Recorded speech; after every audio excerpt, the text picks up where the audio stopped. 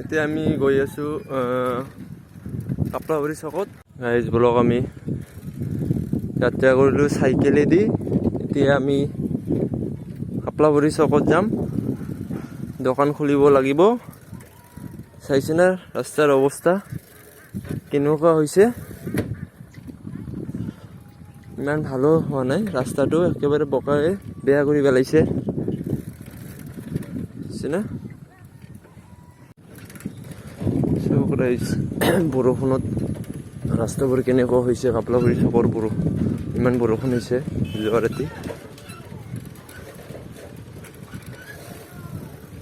ৰাস্তাবোৰ একেবাৰে পানী দি মানে বেয়া হৈ গৈছে, মানে যাবই নোৱাৰা হৈ গৈছে ৰাস্তাটো দি, এনেকুৱা হৈছে।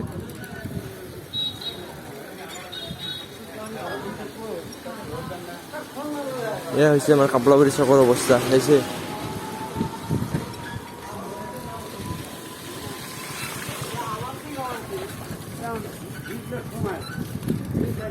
এনেকুৱা ৰাস্তা মানে চাৰিওপিনে দোকান হৈ গৈছে না, এতিয়া নিজৰে মানে সেনেকুৱা হৈ গৈছে, মানে যাব নোৱাৰা হৈ গৈছে। এইবিলাক পানী নাইকিয়া কৰিবলৈ হ'লে মানে নিজে নিজে বস্তুবোৰ কৰি ল'ব লাগিব। এই হৈছে কাপলাবাৰী চকৰ অৱস্থা।